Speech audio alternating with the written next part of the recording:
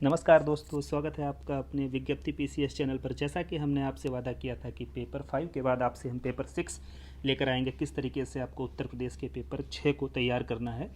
और जैसा हमने आपसे बोला था कि पेपर 5 में जिस तरीके से आपको हम की पॉइंट्स देंगे, उसी तरीके से हम यहाँ पर भी आपको की पॉइंट्स प्रोवाइड कराएंगे। ठीक है, तो यहाँ पर भी आपको टेंशन लेने की ज़रूरत नहीं है। पेपर 6 में भी आपको 8 से 10 की पॉइंट्स हर प्रश्न को, हर टॉपिक को लेकर दे दिए जाएंगे, जिनका प्रयोग आप अपने उत्तर लेखन में बढ़िया से करिएगा और बड़े बेहतरीन आंसर लिख कर आइएगा। तो दबाव बिल्कुल नहीं महसूस करना है, और जैसा आप हम पर भरोसा बनाए हुए हैं, यकीन मानिएगा हम भी आपका भरोसा नहीं तोड़ेंगे। चलिए एक एक टॉपिक को हम देख लेते हैं, उसके अंतर्गत देखते हैं हमें क्या क्या पढ़ना है। और अगर हमें सिलेबस की बढ़िया समझ हो जाती है तो हमें आगे दिक्कत नहीं होगी कि क्या हमें उस टॉपिक से पढ़ना है, क्या हमारे दिमाग में पॉइंट्स होने चाहिए, किन पॉइंट्स में हमें लिखना है, और समस्याएं क्या हैं, समाधान क्या है, बस वही हमारा उत्तर है। देखते हैं पहला टॉपिक क्या है। पहला टॉपिक है आपका आर्थिक परिदृश्य, बजट एवं संसाधन। कहने का तात्पर्य यह है कि यहाँ पर हमें उत्तर प्रदेश की अर्थव्यवस्था की विशेषताएं देखनी है, और हमारा बजट उससे रिलेटेड क्या रहता है, और बुनियादी ढांचा और संसाधन कैसे हैं उत्तर प्रदेश में। तो जैसा हम भारत के संदर्भ में भी पढ़ते हैं कि उत्तर प्रदेश की भारत की अर्थव्यवस्था की विशेषताएं क्या हैं, कुछ अलग नहीं है। जैसे भारत की अर्थव्यवस्था की विशेषताएं हैं, सेम उसी तरीके से उत्तर प्रदेश अर्थव्यवस्था की विशेषताएं हैं, क्योंकि वहाँ भी अधिकतम जो अर्थव्यवस्था के अधिकतम जीडीपी का जो योगदान है अर्थव्यवस्था में, वहाँ भी कृषि का है, उत्तर प्रदेश में भी कृषि का ही है। तो बहुत ज़्यादा सिमिलरिटीज़ देखने को मिलेंगी। बस कुछ विशेष उत्तर प्रदेश के बजट के विषय के डाटा वगैरह 2-4 पॉइंट्स हैं, वो आपको ध्यान रखने की ज़रूरत है। बाकी तो सब सेम ही है। तो आप कहीं ना कहीं उत्तर तो लिख लेंगे, कुछ उत्तर प्रदेश के स्पेसिफिक डाटा उसमें शामिल कर देंगे, तो टॉपिक 1 आपका ईजिली हो जाएगा। टॉपिक 2 दिया हुआ है निवेश और उससे संबंधित मुद्दे। जिस तरीके से भारत में निवेश से संबंधित मुद्दे हैं, वही मुद्दे यहाँ पर भी मौजूद हैं। उसी तरीके से निवेश के प्रकार, और उत्तर प्रदेश में निवेश के मुद्दे कुछ स्पेसिफिक अलग नहीं हैं, कुछ वैसे ही मुद्दे हैं। लेकिन यहाँ इंपॉर्टेंट आपके पास देखिए यह दिया हुआ है, निवेश से रिलेटेड एक जो उत्तर प्रदेश सरकार के द्वारा ग्लोबल इन्वेस्टर समिट इस बार की है, जिसके माध्यम से अभी आपने पढ़ा भी होगा 33 लाख करोड़ रुपए का इन्वेस्टमेंट उत्तर प्रदेश सरकार को प्राप्त हुआ है। तो यह आपकी इंपॉर्टेंट हो जाती है। कहीं भी आप निवेश से संबंधित प्रश्न आता है तो इसके बारे में जरूर लिखिएगा, और आपको बताया जाएगा क्या क्या लिखना है। ठीक। तीसरा टॉपिक आपका है व्यापार, वाणिज्य एवं उद्योग। तो यहाँ देखिए व्यापार, वाणिज्य और उद्योग से संबंधित मुद्दे क्या क्या हैं आपके सामने, क्या क्या आपको पढ़ना है इसके अंतर्गत। एक तो औद्योगिक विकास पढ़ना है उत्तर प्रदेश का, क्योंकि उत्तर प्रदेश में अभी तक जो मुख्य समस्या है वो औद्योगिक विकास की है, और यह सरकार बेहतर कार्य कर रही है, कहीं ना कहीं निवेश को आकर्षित कर रही है। तो यहाँ से पक्का आप यकीन मानिए यहाँ से प्रश्न आपको जरूर देखने को मिलेगा, क्योंकि सरकार की प्रशंसा जिन नीतियों में को लेकर के हो रही है, वहाँ से प्रश्न सरकार ना बनाए, ऐसा हो ही नहीं सकता है। ठीक। तो वही आपको फिर औद्योगिक विकास के बारे में अच्छे से पढ़ना है।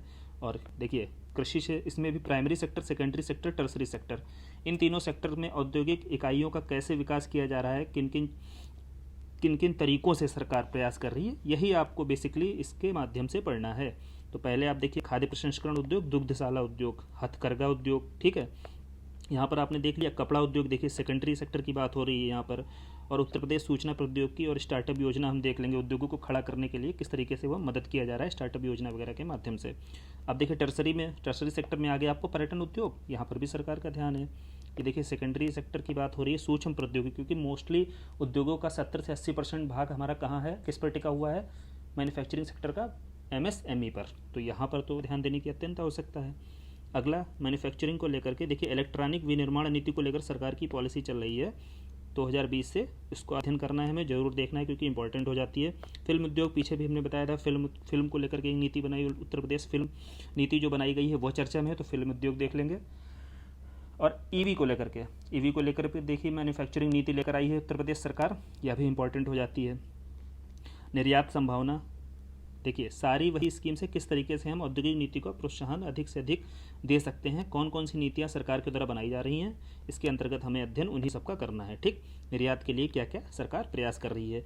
लास्ट में देखिएगा 2 अत्यंत महत्वपूर्ण जो नीतियां दी हुई हैं, एक आपकी ODOP, इसका अलग से स्पेसिफिक मेंशन किया हो गया है सिलेबस में, तो या तो आप बिल्कुल पढ़कर ही जाइए, यहाँ से एक क्वेश्चन से और लिख लीजिए। और उत्तर प्रदेश निर्यात प्रोत्साहन नीति, इसका चाहे तो आप यूज़ करिएगा इसमें, या अगर अलग से आता है तो भी आपको इसके बारे में जानकारी होनी चाहिए कि सरकार क्या क्या प्रयास कर रही है। ठीक है, क्या क्या सरकार ने निर्णय लिए हैं ऐसे कि सरकार उत्तर प्रदेश से निर्यात को प्रोत्साहन दे सके। ठीक। चलिए तीसरा टॉपिक क्लियर हो गया होगा आपको। चौथा है आपका सार्वजनिक निजी भागीदारी पर। तो आपको यहाँ पता होना चाहिए कि सार्वजनिक निजी भागीदारी के अंतर्गत क्या पढ़ना है। देखिए सार्वजनिक सेक्टर मतलब सरकार चाहती है पैसा खर्च करना लोक कल्याण कार्यक्रमों में, लेकिन सरकार के पास पैसा नहीं है। निजी सेक्टर के पास पैसा है, लेकिन उसका उद्देश्य है लाभ कमाना, तो वह पैसा लगाना नहीं चाहता। अब निजी सरकार को सरकार अगर गारंटी देगी तो वो पैसा लगाएगा, तो इसी को ही बोलते हैं पीपीपी मॉडल। ठीक है, इसको ही लेकर के 2-3 मॉडल ही हैं जो उत्तर प्रदेश में भी मुख्य रूप से कार्य करते हैं, जिनके माध्यम से सरकार कार्य करती है पीपीपी मॉडल पर। ठीक, उन्हीं को पढ़ना है, आपको बता दिया जाएगा क्या क्या पढ़ना है। अगला टॉपिक है आपका लोक वित्त राजकोषीय नीति। किस तरीके से भारत सरकार राजकोषीय नीति बनाती है अपने बजट को बेहतर तरीके से मैनेज करने के लिए। अब उत्तर प्रदेश सरकार भी अपने पैसे को मैनेज करने के लिए राजकोषीय नीति बनाती है, उसी तरीके से अध्ययन करना है यहाँ पर भी। ठीक है, कैसे आय और व्यय को अपने नियंत्रित करती है, लोक वित्त को लेकर के क्या व्यवस्था है, राजकोषीय नीति और आर्थिक सुधारों को लेकर क्या क्या प्रयास कर रही है। अगला टॉपिक आपका आ जाता है ऊर्जा। ऊर्जा के अंतर्गत हम देखेंगे कि उत्तर प्रदेश में ऊर्जा का परिदृश्य कैसा है वर्तमान समय में, और उससे संबंधित क्या क्या मुद्दे हैं उत्तर प्रदेश के समक्ष, और क्या समाधान के प्रयास किए जा रहे हैं। ऊर्जा के वैकल्पिक कोई उपाय खोजने की कोशिश सरकार कर रही है या नहीं कर रही है, यह सब हम पढ़ेंगे इसके अंतर्गत। क्या बजट 2023 में कुछ ऐसे प्रयास किए उत्तर प्रदेश के द्वारा ऊर्जा को लेकर के, तो वही हम यहाँ पर देखने वाले हैं। ठीक है, तो सिलेबस से आपको मोटा मोटा समझ में आ रहा होगा, हम पढ़ेंगे क्या इसके अंतर्गत। अगला टॉपिक है आपका आधारभूत संरचना। यहाँ पर बात हो रही है परिवहन को लेकर के आधारभूत संरचनाएं क्या क्या हैं, जैसे सड़क, रेलवे, हवाई राजमार्ग। सरकार बेहतरीन कार्य कर रही है, आपको पता होगा अंतर्राष्ट्रीय हवाई अड्डों पर निर्माण कर रही है, रेलवे को लेकर निजीकरण को लेकर कार्य किया जा रहा है। ठीक है, नेशनल हाईवे को लेकर सरकार, तो यहाँ से एक प्रश्न पक्का होगा क्योंकि सरकार की यहाँ पर काफ़ी तारीफ हो रही है। ठीक, तो यहाँ से प्रश्न आपका आने वाला है, ध्यान रखिएगा। और यहाँ पर आधारभूत अवसंरचना में भौतिक अवसंरचना की बात की जा रही है। एक यहाँ पर आपको सामाजिक अवसंरचना के बारे में भी आपको बता दिया जाएगा शॉर्ट्स में कि क्या ध्यान में रखना है, क्या यूज कर देंगे आप, एक्स्ट्रा मार्क्स ले आएंगे। टॉपिक 8 आपका है आपका भौगोलिक परिचय, मतलब ऊपर का आपका टॉपिक यहाँ से खत्म होते हैं इकोनॉमी सेक्टर के। अब यहाँ पर शुरू होता है आपका जियोग्राफी। जियोग्राफी में देखिए पहले आपको उत्तर प्रदेश की भौतिक संरचना पढ़नी है और भौतिक विभाजन और क्षेत्रीय विभाजन। ठीक, बेसिकली यहाँ पे फैक्चुअल इन्फॉर्मेशन है कि उत्तर प्रदेश के भौतिक संरचना के बारे में आपको बताया जाएगा क्या क्या मेन चीज़ें हैं, आपको किस तरीके से मैपिंग का यूज करना है, और क्या क्या उसमें 2-4 फैक्ट्स हैं जो आपको याद रखने हैं, उन्हें डाल देना है, और बाकी जो प्रश्न जिससे रिलेटेड हो वो प्रश्न आपको जवाब दे देना है। उत्तर प्रदेश का अगला है आपका अफवाह तंत्र। कौन कौन सी नदियाँ यहाँ पे हैं मुख्य रूप से, नदियाँ तो बहुत सी हैं लेकिन मुख्य नदियाँ कुछ ही आपको तैयार करनी है। एग्जाम्पल के तौर पर गंगा, यमुना, बेतवा, ठीक है, आपका घाघरा, और 1-2 और जैसे रिहंद, सोन, शॉर्ट्स में देख लेना है। बहुत ज़्यादा नदियाँ तैयार करके नहीं जाना है, केवल 2-4 नदियाँ पता होनी चाहिए, उनका अफवाह प्रणाली, और इसी अफवाह तंत्र पर निर्भर करती है सिंचाई प्रणाली। तो उत्तर प्रदेश की सिंचाई प्रणाली में हम देखेंगे कि सिंचाई प्रणाली किस आधार पर उत्तर प्रदेश में मौजूद है। ठीक, तो हम इसके बारे में देख लेंगे बढ़िया से, क्योंकि जो भारत की सिंचाई प्रणाली की व्यवस्था है जैसे हम पढ़ते हैं वही मुद्दे यहाँ पर भी मौजूद हैं। समाधान के लिए भी वही प्रयास किए जा रहे हैं जो सरकार के द्वारा केंद्र स्तर पर, उसी आधार पर उत्तर प्रदेश सरकार के द्वारा भी प्रयास किया जा रहा है राज्य के स्तर पर। कुछ अलग नहीं पढ़ना है यहाँ पर, तो यहाँ पर बिल्कुल टेंशन लेने वाली बात नहीं ज्योग्राफी में। और उत्तर प्रदेश आगे जलवायु विज्ञान को लेकर के वही मौसम, जलवायु क्षेत्र उत्तर प्रदेश में आपको मोटा मोटा बता दिया जाता है। फिर 9 प्रकार के जलवायु क्षेत्र हैं, तो उन्हें आपको फैक्चुअल इन्फॉर्मेशन है, उनको कैसे याद करना है ये भी बता दिया जाएगा। प्राकृतिक संसाधन आ गए अगले टॉपिक पर। तो यहाँ पर क्या पढ़ना है आपको, उत्तर प्रदेश में पता है आपको प्राकृतिक संसाधन मौजूद हैं, और खनिज को लेकर के क्या नीतियाँ बनाई जा रही है। उत्तर प्रदेश खनिज पॉलिसी पढ़नी है हमें। और प्राकृतिक संसाधनों में मृदा, जल, वन, ये मुख्य प्राकृतिक संसाधन होते हैं। इनको लेकर के सरकार की क्या परिदृश्य है, सरकार की नीतियाँ क्या है इसको लेकर के यह देखना है हमें। वन को लेकर के क्या नीति बनाई जा रही है कुछ सरकार के द्वारा, तो कहीं भी वन संरक्षण को लेकर के आता है तो आप यहाँ पर इसको कोट भी कर सकते हैं, राज्य वन नीति को। ठीक, और वेटलैंड आप पढ़ रहे होंगे, 1 डिस्ट्रिक्ट 1 वेटलैंड प्रोजेक्ट एक सरकार का चल रहा है, तो यहाँ पे वेटलैंड का टॉपिक भी इंपॉर्टेंट हो जाता है आपका प्राकृतिक संसाधन के अंतर्गत। अगला टॉपिक है आपका कृषि एवं पशुपालन, मतलब एग्रीकल्चर एंड एलाइड सेक्टर। आप जीएस पेपर 3 में भी पढ़ते हैं, उसी तरीके से यहाँ पर भी उत्तर प्रदेश में कृषि को लेकर के क्या क्या पढ़ना है। तो फसल प्रतिरूप देखना है, क्योंकि फसल प्रतिरूप के आधार पर ही कृषि तय होती है। ठीक, किसी भी जगह की, और फसल प्रतिरूप के आधार पर मृदा के प्रतिरूप तय होती है। तो ये सारा हम देखेंगे कैसे। फिर कि खाद्यान्न फसलों पर ही क्या केवल किसान निर्भर रह सकता है, अगर व्यवसायीकरण की ओर नहीं जाएगा तो उसकी आय में वृद्धि कैसे होगी। तो इसी से जुड़ा हुआ टॉपिक है कृषि का व्यवसायीकरण। और यहीं पर कृषि जलवायु प्रदेश देख लेंगे हम, जो पीछे भी बता चुके हैं हम उत्तर प्रदेश की। फिर हम देखेंगे कि फसल प्रतिरूप किस हिसाब से, उस हिसाब से उत्तर प्रदेश की कुछ प्रमुख फसलें भी देख लेंगे कौन कौन सी है, डाइवर्सिफिकेशन क्या हुआ है नहीं हुआ ये देखेंगे। फिर भी यहाँ पर कृषि को लेकर कुछ संकट मौजूद हैं। अब संकट मौजूद दूर करने के लिए सरकार के लिए क्या नीतियाँ हैं, तो समझ गए आप। कृषि और पशुपालन से जुड़े हुए मुद्दे या किस तरीके से हम अध्ययन करने जा रहे हैं। तो उत्तर प्रदेश की कृषि नीति क्या है, कृषि निर्यात को लेकर पॉलिसी सरकार की क्या है। अगला टॉपिक है आपका वन एवं वानिकी। तो यहाँ पे इन्वायरमेंट के सेक्टर में हम आ गए हैं। तो फॉरेस्ट को लेकर के पीछे हमने देख लिया है कि उत्तर प्रदेश की वन नीति और वन विकास को लेकर कुछ योजनाएं सरकार की। खाद्य प्रसंस्करण और बागवानी। तो बागवानी के अंतर्गत आपको पता है फल फूल सब्जी वगैरह इन सब का उत्पादन किया जाता है। और खाद्य प्रसंस्करण मतलब खाद्यान्न जो फसलें होती हैं किसान के द्वारा, उनको किस तरीके से हम उनमें वैल्यू एडिशन करके हम उनको खाद्यान्न प्रसंस्करण के रूप में उनका प्रयोग करें, ताकि उसके माध्यम से एक पर्याप्त आय में वृद्धि हो सके और बेहतर उनके उत्पाद को एक बेहतर कीमत मिल सके, ताकि किसानों की आय में वृद्धि हो सके। कॉन्सेप्ट पूरा यही होता है, समझने की ज़रूरत है। और इसके खाद्यान्न प्रसंस्करण उद्योग की आवश्यकता है यहाँ पे उत्तर प्रदेश में, उसे लेकर हम पढ़ेंगे। और ये देखिए बागवानी को लेकर के मत्स्य पालन, अंगूर की खेती, फूलों की खेती, ये सारी चीज़ें भी हम देखेंगे उत्तर प्रदेश में इसको लेकर के क्या स्थितियाँ हैं और क्या क्या समस्याएं यहाँ व्याप्त हैं। ठीक है, वो हम पढ़ेंगे। आगे देखिए इन्वायरमेंट के फील्ड सेक्टर में एक जुड़ी हुई पारिस्थितिकी तंत्र, तो जैव विविधता को लेकर के क्या क्या चीज़ें हैं जो हम भारत की पारिस्थितिकी तंत्र और जैव विविधता को लेकर के समस्याएं देखते हैं, वही उत्तर प्रदेश के क्षेत्र में भी मौजूद है।